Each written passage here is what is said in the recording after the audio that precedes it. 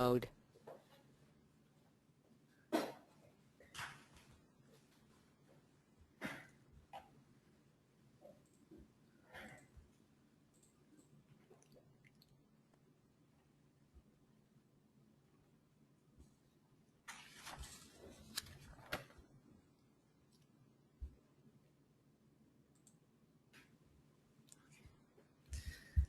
Good morning, everyone, and in particular for those in Europe, which is the morning time, and afternoon for all of those calling in from China. My name is Cindy Jensen. I'm the HR and training expert at the EU SME Center. And you've joined us today for a webinar with Victor Wong, who's actually has written a report for us. And what we're going to be looking at today is the opportunities with online education. Before we move into the seminar, what I'd like to do is just quickly check the audio to see if it is working well. So what I'd like you to do, just one second, if you wouldn't mind just giving me a hand raise on your computer, this will give me an indication of how the audio is working. So just raise your hands and then we can see that we have good connectivity.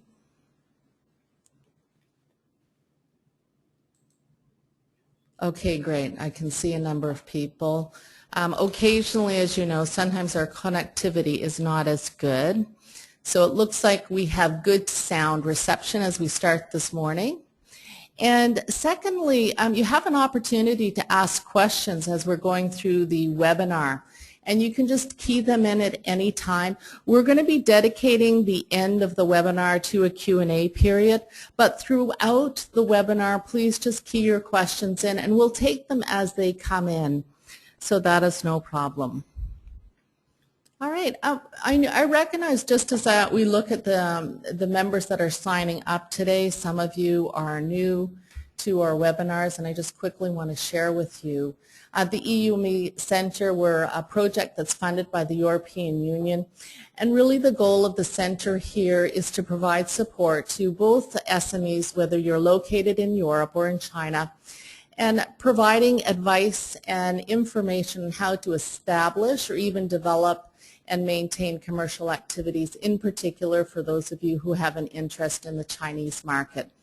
All of the information that's available at the center, it's free, it's confidential. We also act as advisors. So our goal is really to provide support to SMEs, both here and abroad.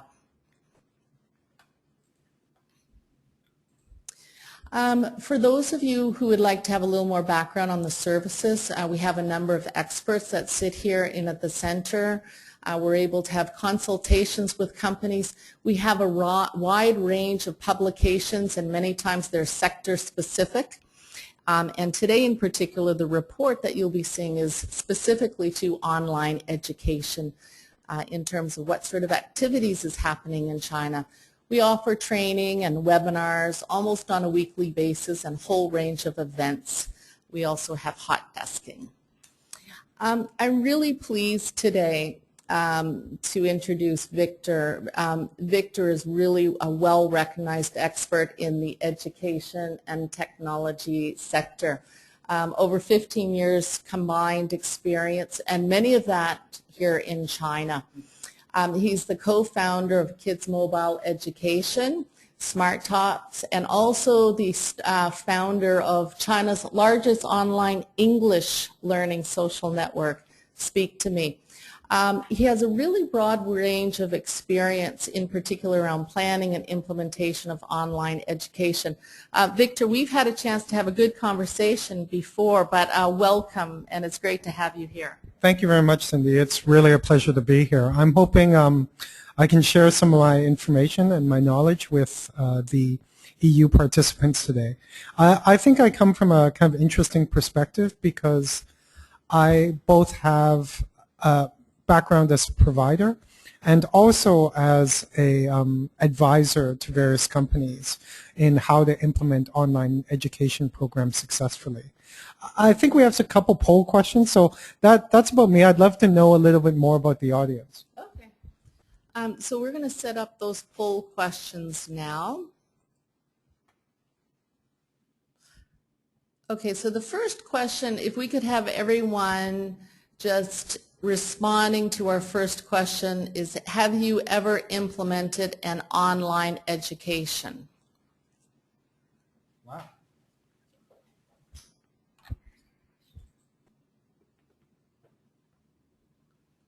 Okay, we've got a good response here. Yep.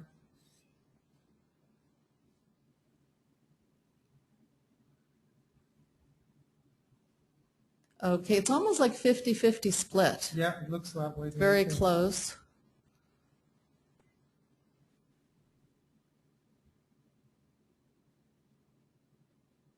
All right, we will close that. So, you know, Victor, I think it's almost 50-50 in terms Yep. of what we're seeing in terms of companies and implementing online education Yep. for their companies. All right. Would you like to move? Okay, I'm going to share this with the audience so you can just see. We'll share each of the questions. So now they should be showing up for you, sharing the poll results. All right, let's move into the second question. Okay, what are your key reasons for using online education? I'm going to launch that now. Key reasons for using online education.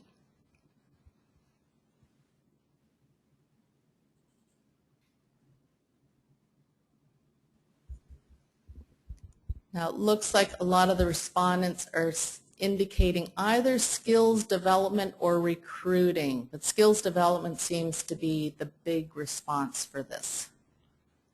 Okay, that's right up my alley. Hopefully I'll have some good examples for you guys.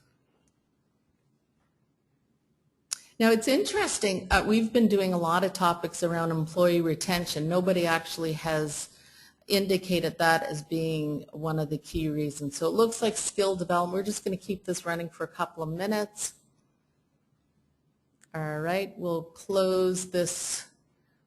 Again, I'll share this with the listeners so you can see the split. So we've got 88% in this case. So most of the people tuning in today are skills development. Okay. Okay, let's move to our third question.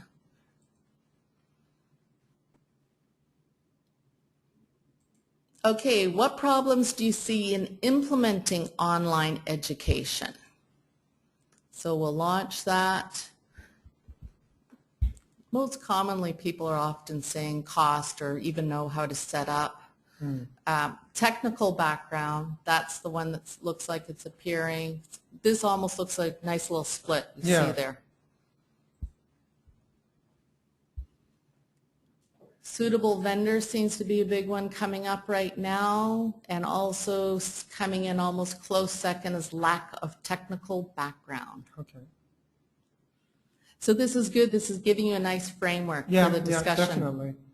Well, for the cost people, my first case study is using free tools, so hopefully that should provide some interest. People will like the idea of free. I hope so. Okay, so we're going to close this one off. We'll again share this with our listeners, and then let's take a look at our final question. Okay, and our final, so what is your interest in online education? So for those of you who are tuning in today, what is your primary interest?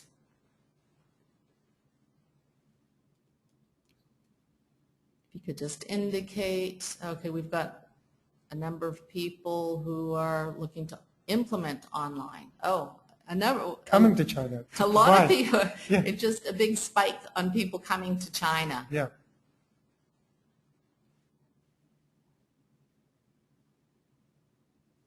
It looks like almost, has everyone closed off? All right, so we'll close this poll. 52% are interested in coming to China, and 27 are looking to implement online learning. Okay. Very good. Okay.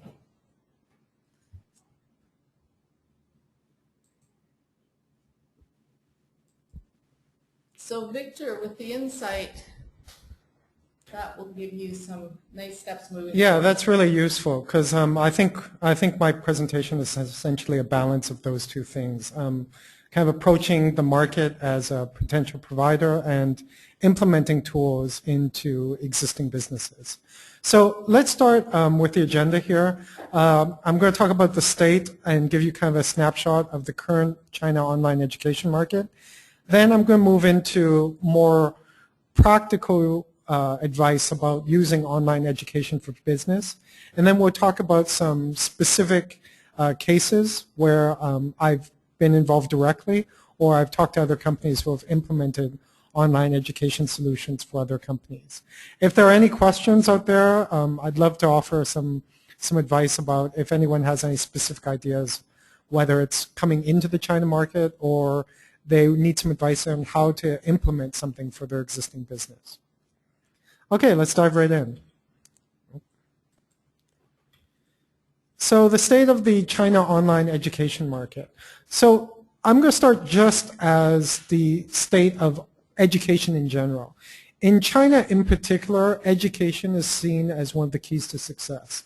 People are willing to make a lot of investments into education for their kids, and that's only increased when the one-child policy came on board in China.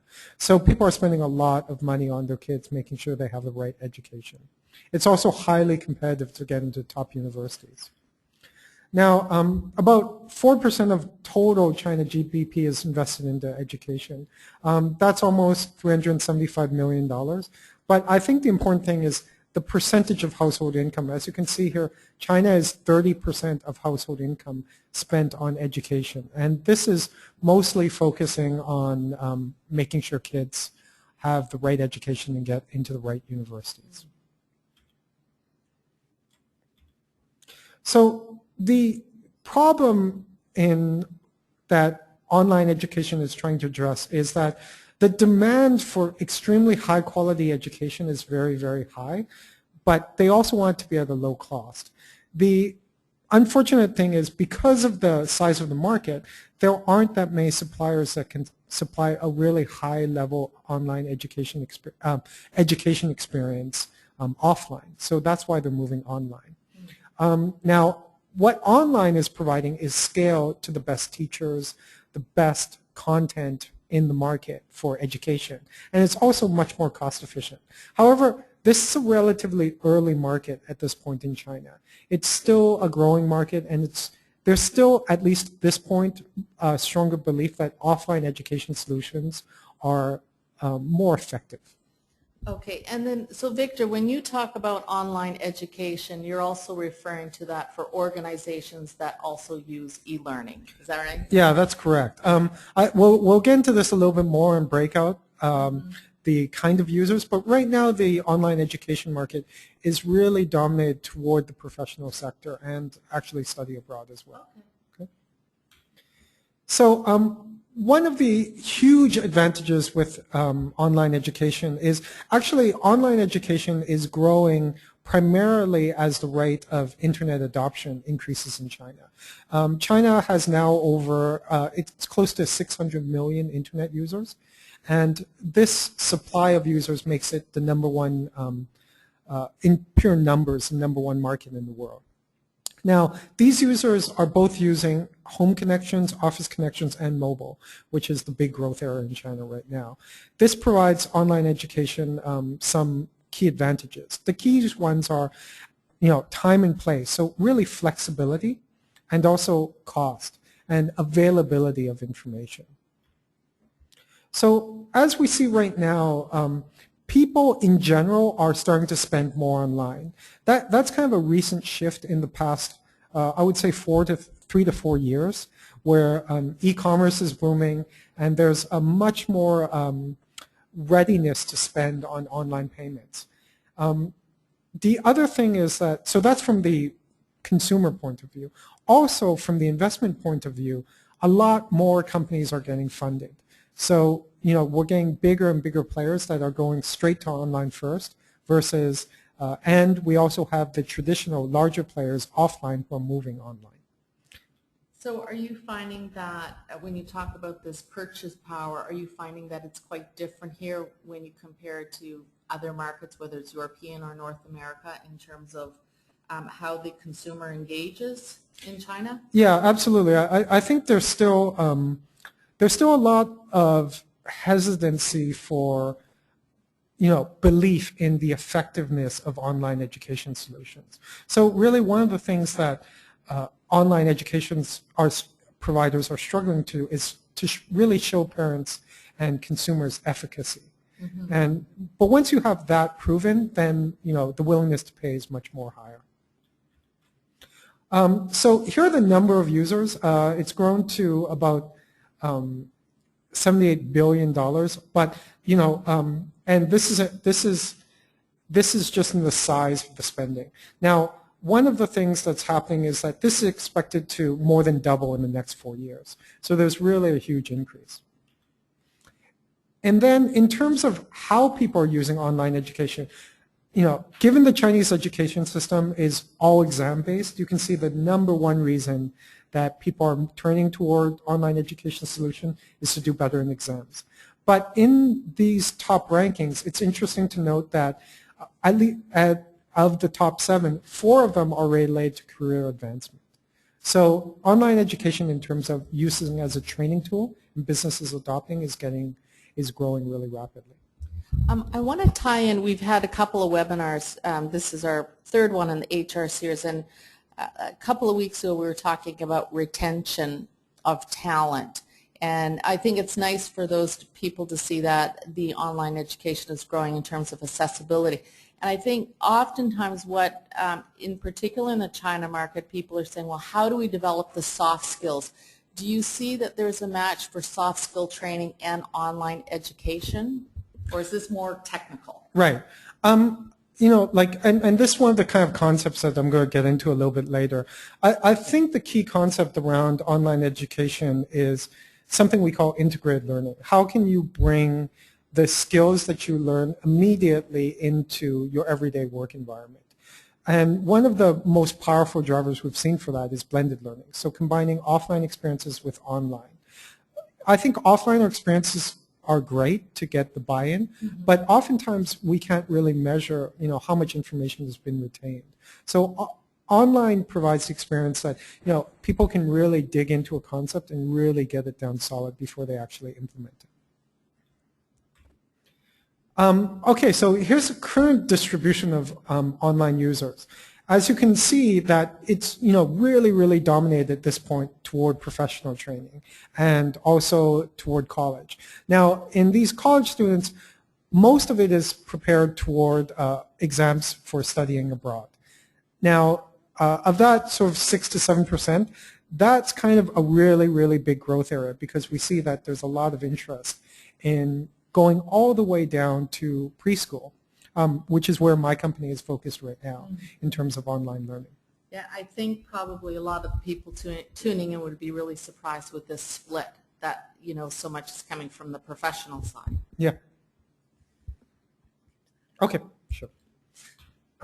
So here's kind of a breakdown of the various types of tools that these online education providers are offering.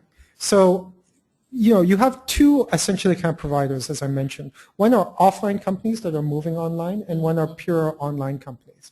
So if we look at the offline companies online, they are extending their business models by offering one-to-one tutoring. This is a very common model offline. So they're offering it online using VoIP solutions like Skype and text chatting as well. Educational games, that's actually where my company, Smart Tots, is playing in this field. We have millions of downloads right now, but for gaming and more kind of entertainment, edutainment solutions, it's really focused toward younger kids. Even though we focus on 0 to 12-year-olds, really our sweet spot is around 4 to 7. That's where we see the most active users.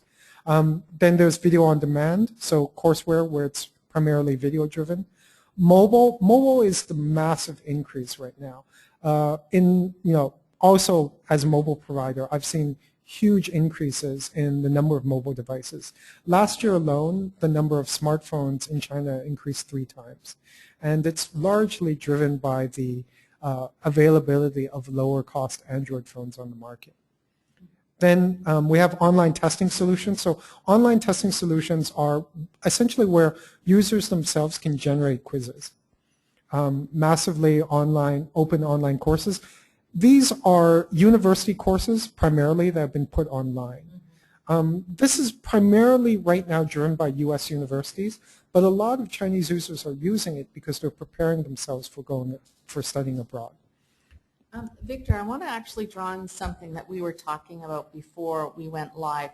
And many times we think of, a lot of businesses are happening within the first tier. And you had some really interesting data on what was happening in second tiers in terms of mobile and online. Right.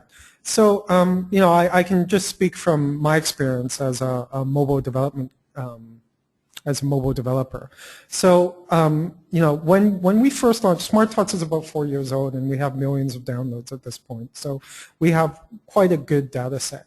Now, when we first launched, virtually all of our users and downloads came from the first tier cities, Beijing, Shanghai, Guangzhou, Shenzhen. And right now, in the last year alone, we've seen that actually there's been this titanic shift toward the second tier cities. So the second, third tier cities have now overtaken the first tier cities with our personal data set. And I've seen this reflected in with other companies as well. I think the thing that is really, really happening in China is that China Mobile and other companies are really trying to leapfrog wired internet services and push everyone directly toward wireless services. China Mobile, for example, is doing this massive 4G rollout. And I was just in Jiangxi province, which is primarily a rural province, but their 4G download speeds were faster than Beijing. I was floored at how fast it was available. And then, lastly, I think we have sort of the blended learning solution. So that's a combination of both online and offline. So in terms of the popularity of current educational tools, as we saw, it's primarily toward professionals. So video on demand is very, very high. I think one of the advantages video has is it's very easy to engage in, and most videos right now are short, accessible anywhere. The second is courseware, as I mentioned, MOOCs, or some people call them MOOCs, where it's basically people accessing university level courses online. The big growth area that we've seen, and this is the area I play in, is apps. So, the explosion of smartphones and tablet-like devices are really moving everyone toward that area. So here are some of the major players in the market right now. New Oriental is the largest private education company. They mostly focus on test prep, and they mostly focus on offline sort of tutoring schools.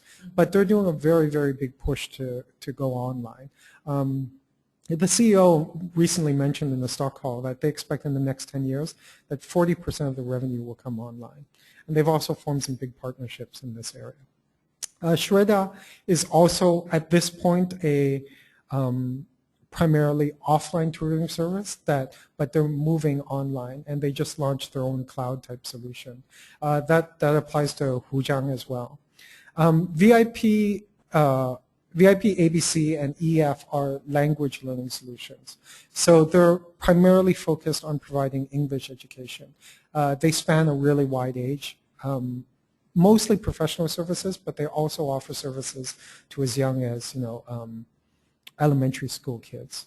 Shueersi is a online first tutoring platform, and then Pearson is dominantly an international publisher, but they really have been moving into the market through schools. So Wall Street English, which focuses on teaching English for professionals, and Longman schools that are younger students, elementary and high schools, middle schools.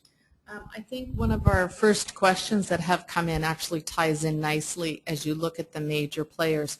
So we have one listener today. They've actually asked if you can give them a sense of which, it looks like 10 Chinese online education companies have received investment. So it sounds like what sort of investment money is available for developers or online education? Right, right. So it really, really varies. But let me talk about the sort of, the big news is VIP ABC, which is Tutor Group. I'll switch to the next slide.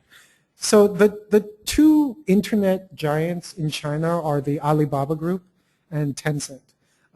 Alibaba runs Taobao, the dominant e-commerce platform in China, and they made, I believe it's in the I believe it's around 100 million investment into the Tutor Group, which does VIP ABC. So they're moving really, really strongly into that area. And Tencent has recently just announced a cooperation with New Oriental. I don't have a list of all the Chinese online educations, but the ones I listed, most of them are either public or really well funded in that last slide. It just so happens my company is on that list as well, Smart Talent, so I can reveal that one. Good for you. This actually ties into something you mentioned earlier. So another question that has come in from a listener. What do you think from an urban-rural development divide can impact online education business in China? Yeah, that's a really good question, and that's something that I've been exploring a lot lately. So I would say the dominant thing is that internet penetration in rural areas is really, really accelerating to a surprising degree. So the kind of investments that particularly China Mobile is making is, so I think the larger principle is where internet goes, online education follows. Because education itself is such an important intrinsic value to Chinese people. And I'll give an example from the e-commerce world, but I think this applies very well to online education. E-commerce is booming even more strongly in the second and third tier cities. That's because they have fewer options offline. So in the big, like if you look at any big foreign company, they've predominantly focused on sort of capturing the first tier cities, the Beijing, Shanghai, Guangzhou's of the world. So there's a lot, it's a very, very competitive market in those cities. But the second tier cities have largely been, I wouldn't say ignored, but seen as sort of secondary markets for them. So, but the one thing about this, their spending power has increased dramatically. So they want access to the same level of services and products that the first tier of cities have. And the way they get it is primarily through online. E-commerce is huge in that. And we're starting to see that pick up in the online education world as well. Are there any more questions about the market so far? Okay, great. So let me get a little bit into kind of, I'll put my advisor hat on right now about how, if you're a business, if you're operating a business, how you can utilize these online education tools to really make yourself more efficient. So this is a survey that was done by the Gothia Group, Gothia Logistics, a online education provider who's from Sweden, but they are working with Chinese companies, and they did this poll. The key point to take away here is local Chinese companies have already budgeted plans to kind of increase their online education spending. And the primary reason for that is, they need to reach scale. They have a lot of employees that they need to reach and train simultaneously. So it makes sense from a cost standpoint from them. So there are, some big advantages for employers. Number one is reduced productivity cuts. So we mean by the amount of time that employees have to use on the job to learn can be reduced. We can essentially provide training solutions that employees use during their off hours. Secondly, it's cost effective. The more people you have, then the more cost effective all these solutions become. And it's kind of like once you make it, then you can scale it to 10, 100, 1,000 very, very easily. And the last point about uniformity, like it's really consistency of what the message and the information you're providing. It's really hard to do that. As you mentioned before, Cindy, a lot of it depends on the quality of the teachers on any given day, and also the quality of the students. I've had teachers come in at 5 o'clock. It's totally different results when it's 5 o'clock or 9 in the morning, right? So after lunch, usually you don't get that much. So. Yeah, and I think the interesting thing when you talked about the productivity, as we talk to our SME partners, a lot of them are challenged with having employees that are spread out, and so the feasibility of bringing people together physically becomes very challenging and cost prohibitive. Yeah, exactly. I mean, I think I think the incremental cost of every individual that you get just becomes huge when you're trying to arrange that. Do you mind? This is a well-timed question coming in from Europe, and the question is, how feasible is it to start up and run an online education service for China, and in particular if you're sitting from Europe?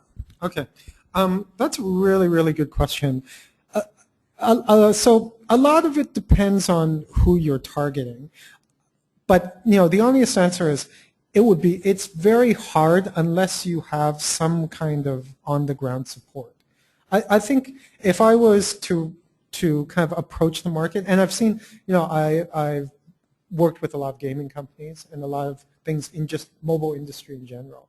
And the truly successful case, I think, is finding a really good partner that really, really understands the market and can help you to help guide you toward market. So if you were doing something from Europe, I think the key thing is to find a good partner that would be willing to push your services in the market itself, if you weren't coming to the market directly. Mm-hmm.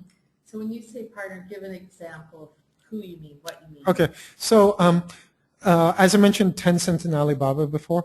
Now, Tencent is like the 900-pound gorilla of the online world. They do everything. They do everything from messaging with their Weixin WeChat service to social networks to online gaming. So they've partnered with a bunch of companies in providing various services to online customers. So, for example, they have a gaming platform, and they've licensed a lot of games from abroad to come into market. I think one of the recent ones is they worked with a company, a very, very popular game in Europe and North America called Candy Crush, to bring it into it. I'm addicted to that. Yes. So, but they've also worked with other services like Evernote, and so the dynamics of the Chinese market for startups is I think. If you are a startup coming from outside, you really got to understand the dynamics of the market. And what I mean by that is that, Chinese consumers, there are a huge volume of them, but it's very, very fragmented compared to other markets like North America. Let me use a specific case study from my experience, mobile. Now, in North America, when you develop apps, you really only have to worry about two markets. You worry about, iTunes, the Apple market, and you worry about Google Play. Now, in China, Google's banned. So essentially, and the dominant devices, as I mentioned, are Android. 90% of the devices are Android. So there are over 20 large markets that are filling the gap of Google Play. And at my company, we work with essentially all of them to make sure we get the widest distribution net as possible.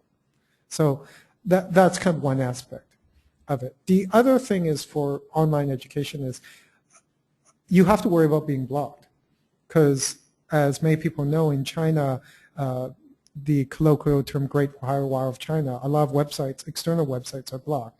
So if you don't work with a partner to at least host your solution somewhere in China, you always run that danger of not being able to provide your service. So you've got some good advice coming up on how people can start moving in if they're interested from outside of China. Yeah, Okay. yeah, sure. Good. In terms of, so getting back to businesses implementing online solutions.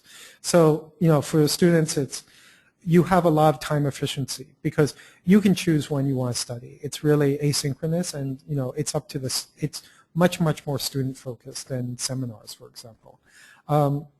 Secondly is simplicity. It provides students an ability to kind of go in at any time. And I would highly recommend people look at solutions that are both online, traditional desktop, but also mobile as well. And then, and this point I've seen as being very, very important in China. Online solutions are private. If you've ever been in a seminar in China, there's a lot of worry about losing face. So, you know, students in China, when they're working online, they can repeat a course as many times as they want without having to kind of experience the embarrassment of really not understanding it the first, second, however many times it takes. I think I told you before the juggling analogy. No one wants to juggle and, you know, be dropping balls all the time. They want to be able to, you know, pull out the skill and be perfect when they're doing it. And Chinese people are really, really strongly driven by that motivation. Okay. So this is one of the key things I think about when companies come to me and ask me about how to implement online education. So I'm just kind of providing this framework to these people. First is skill and engagement. I think the one thing is that there are sort of base levels of knowledge that need to be widely distributed in a company. And, you know, I asked them to think of, you know, what are the most simple things that they can choose there. And also to provide it in a way that's interactive. You know, the best easy example is like a quiz. You know. Secondly is kind of integrated learning. How can we go from these sort of courses or quizzes to something that's practical and useful in the workplace as quickly as possible? And then lastly is measurable results. Like what we're talking here is scores. Now, from the HR provider point of view, that's obvious. You want to see kind of the ROI of what they're doing. But it's also very useful from the student point of view because they can see very clearly how are they progressing. Is their knowledge increasing or not? Skip ahead a bit. So those are sort of the key frameworks. That's the kind of key ideas that I try to, whenever I'm advising a company. Now, there are sort of some major trends in the market now. And I think this is both important for providers, for potential providers, and for people who are implementing these solutions. So one is shorter time. Traditionally, when we've been doing online courses, we think of it almost like the same kind of model as schools, offline schools. So previously, courses were about 30 minutes to an hour. But now, I would say the model is more like a YouTube video. You know, 2 to 15 minutes, around that time frame is best. Also on the YouTube model is you really need to use media to your advantage. Ideally, you'd have video and audio. And, you know, both formats can be chosen to provide the same kind of information. Third is social. I think when we think social, we primarily think of, you know, social networks like Facebook or Twitter. But when I mean social, I mean in a way to make results public, that so people can both learn together and they kind of compete against each other. 4 is on-demand learning. So I think one of the key aspects is that these things have to be available anytime that the user wants it. And this is because we live in a society where it's mobile dominated. And so people want to just kind of like, you know, they're in line, they want to check their phone, they want to take a look at what's happening when they have 2, 5, 10 minutes and leverage that kind of incremental time. Okay. I kind of mentioned blended learning before, so like mixing offline and online. So, you know, I would highly recommend people when they think about, you know, let's say they provide an offline seminar, they should also provide some online aspect to follow up with that and make it measurable again. Mobile. So this, of course, is my wheelhouse and my personal passion. But mobile is really changing everything. You know, I think anywhere you see a line, you see dominantly people looking at phones. I mentioned to you I got in a cab on my way over here, and the cabbie was listening to a lecture on like ancient Chinese history on his mobile phone while he was driving. So, you know, mobile is kind of driving all the other trends. Mobile is requiring things to be shorter. and it's requiring things to be available at all times. 7 is gamification, which I think is a very fancy word, but it's really using sort of game mechanics to turn something that might be once was a chore into something that you want to do. It's kind of amazing that how powerful these kind of gaming mechanics are. I'll give a specific example of this later, but you can really transform people's motivation from seeing something as something they have to do to something they want to do. And then lastly is big data. Big data is another kind of catch-all term, but it's really comes back to that measurable results thing and kind of looking at that data to see, okay, what is working, what is not, and kind of constantly tweaking training programs based on those. And that sort of hits on the touch point for the user, the competitive spirit you talked about in China, but also whether it's a company or an organization that's making the investment, as you went back to reference ROI. Yeah, I think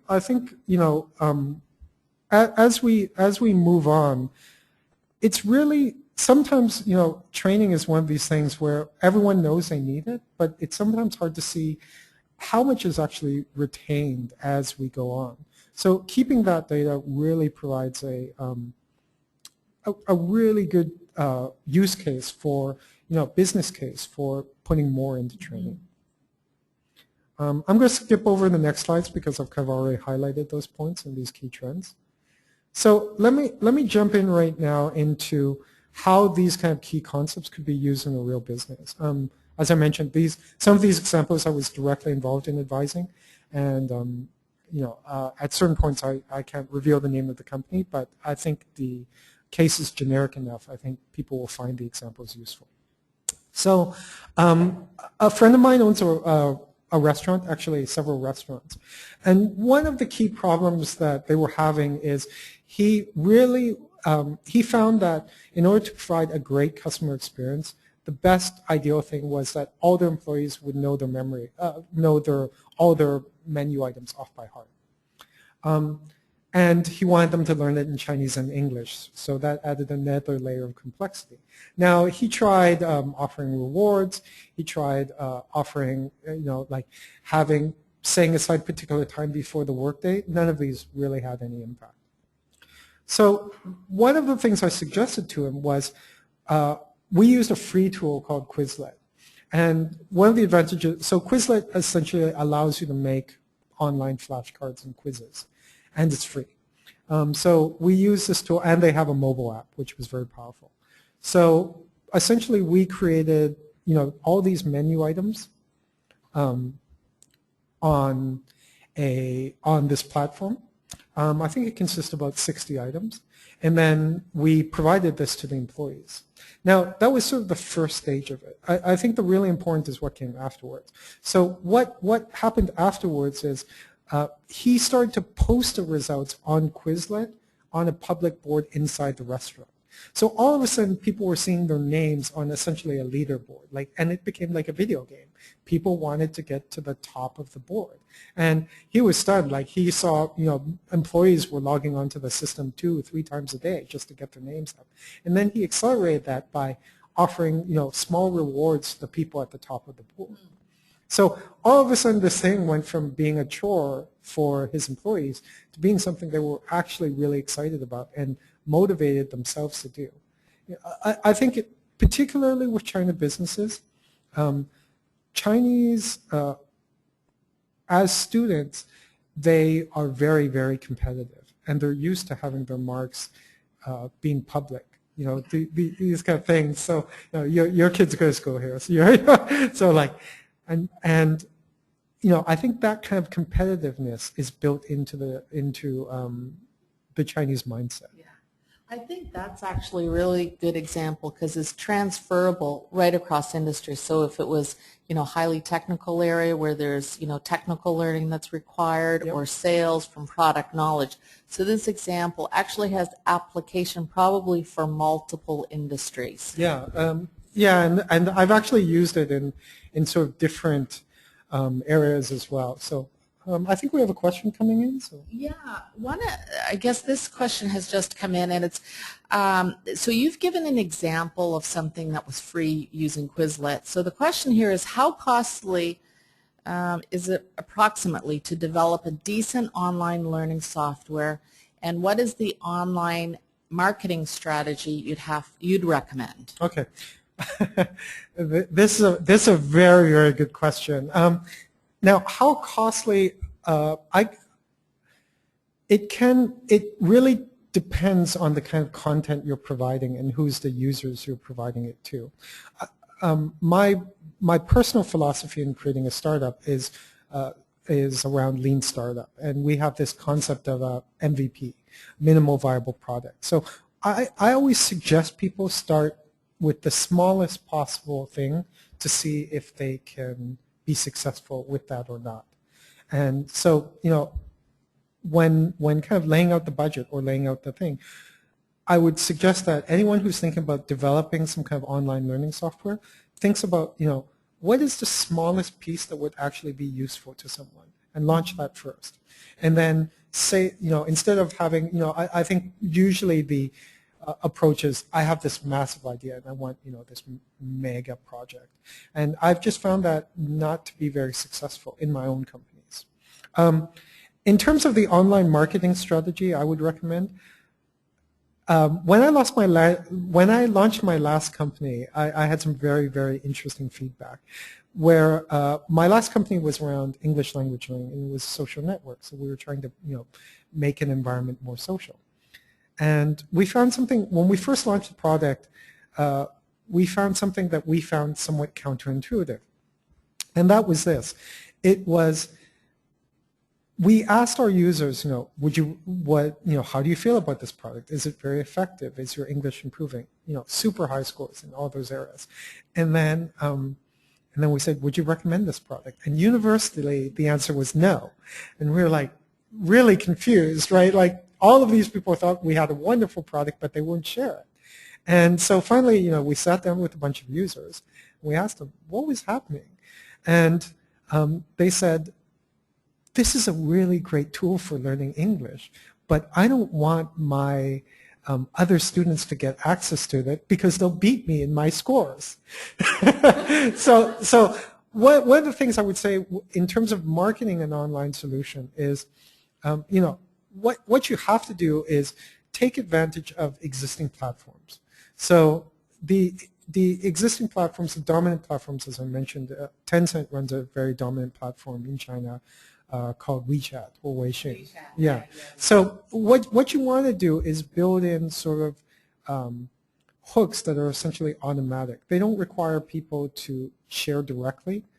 You can offer them, in order to, for example, unlock the next lesson, you make a recommendation on WeChat.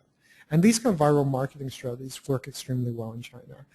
You used the example of Candy Crush earlier, yeah. And it's been brilliant with the way they've been able to create a business model around that. Yeah.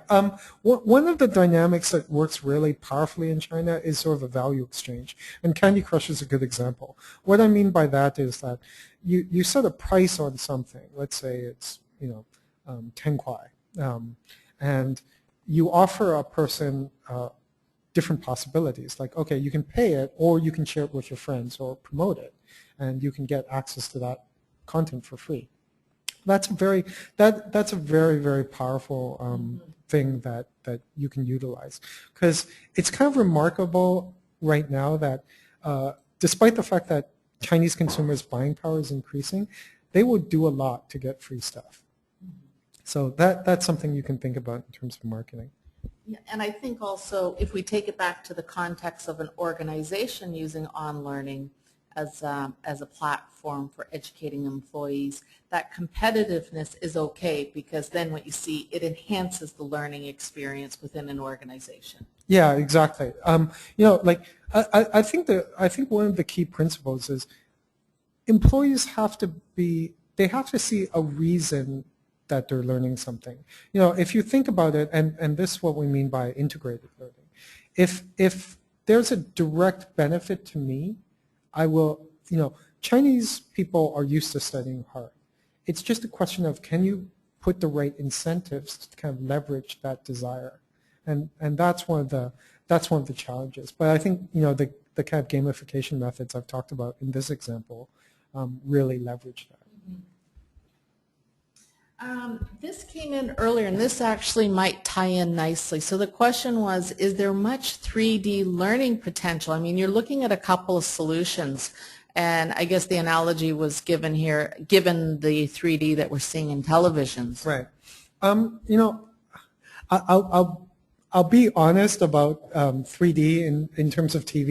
Although it's become sort of a standard feature, I haven't really seen it effectively, even in terms of entertainment content.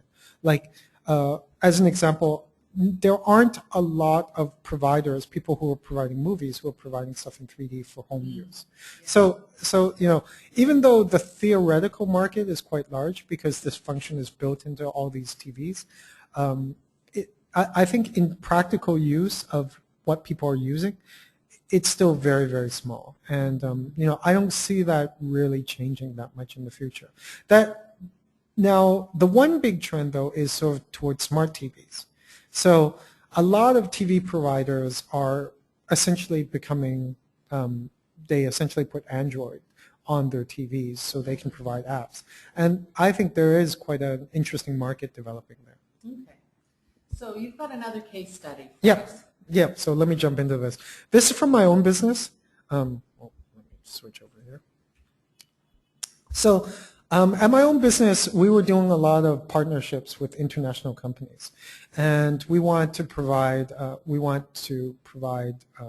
improve the overall level of English in my company.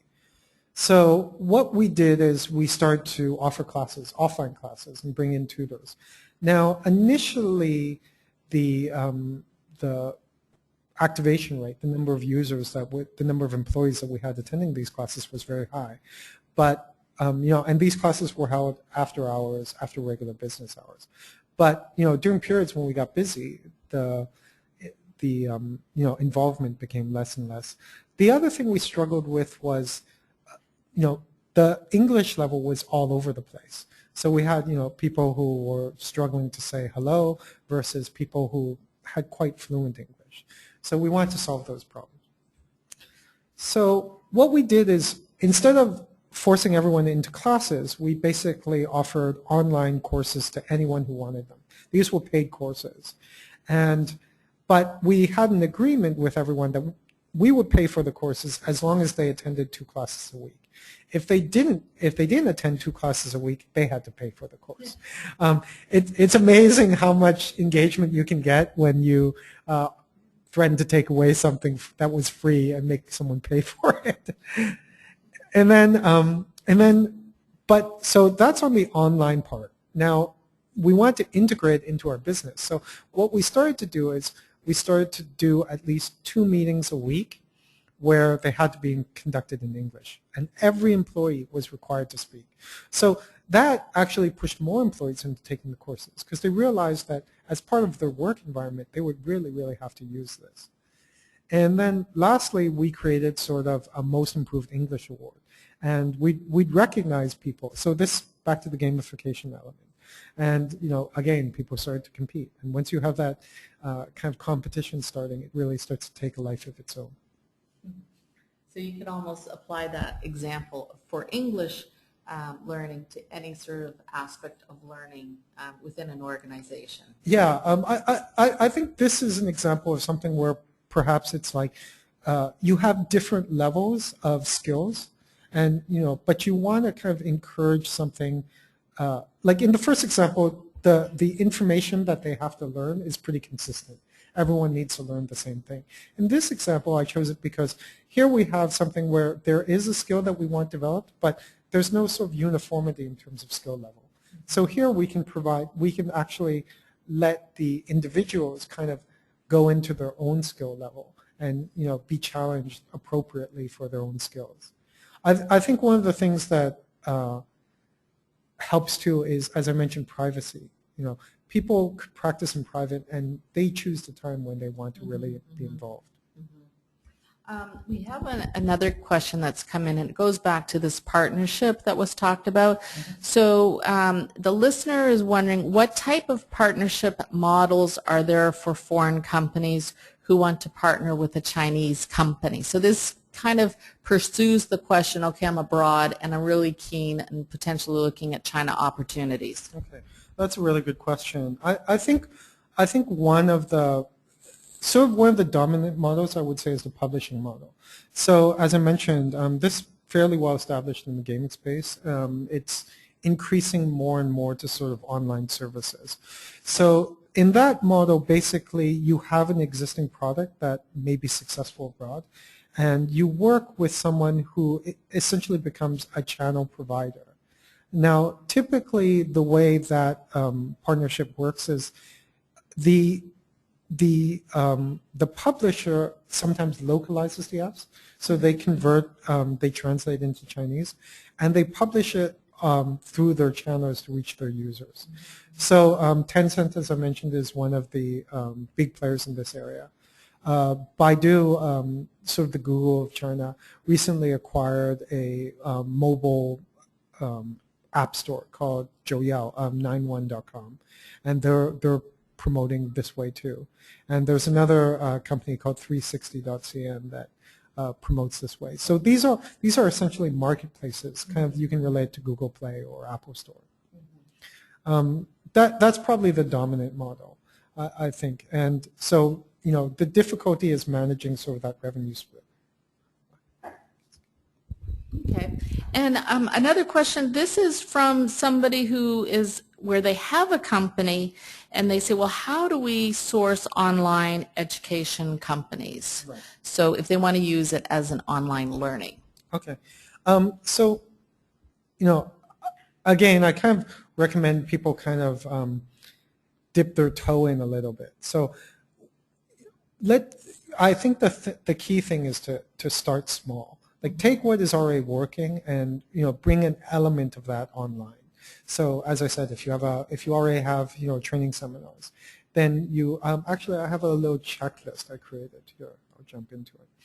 So, like, you know, one of the things is find a simple training problem that you're having, and then, as I said, you can use these. There are plenty of online tools that create these courses or quizzes. Make sure, you know, you utilize that.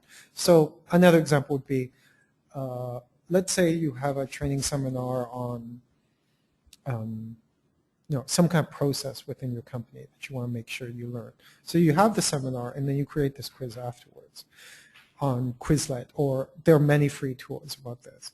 And then, but the key thing is to construct it in a way that the results are measurable, that there are scores. And then you add the social competition elements, and lastly, you add the rewards. And then you get that kind of competitive fire going. What I've seen is that when you start small, it's easier to work out the small bugs within a particular organization than to go big. Like, you know, when you go big, it's kind of much more riskier. Okay, good. It looks like we're almost coming to the close. So there's a couple of things for those people who are listening today. Victor, he has created a whole report that looks at sort of online education, whether you're from a provider perspective or an organization that's also looking at implementing online training. So we're going to be publishing that over the next couple of weeks. And also we're going to be posting the webinar will be posted on YouTube, and you'll have access to the PPT. Victor, I think we could have probably gone on for a couple hours. I love the wealth and scope of knowledge that you're able to bring to us on a multiple perspectives, so really appreciate your time this afternoon. It was fun. My pleasure. And for also listeners, if you could, you know, share with us your thoughts on today's webinar, that would be greatly appreciated. All of this information you will continue to have access, whether it's through the webinar, through the PPT, but more importantly, the report, which will be published, as I said, in a couple weeks. Victor, thank you so much. Oh, thank you for your time. And everyone that was listening, I hope this was useful, and thank you for joining us. Okay, thank you. And goodbye to our friends in Europe. You're starting your day, and to our friends in China who are at least ending your workday. Thank you.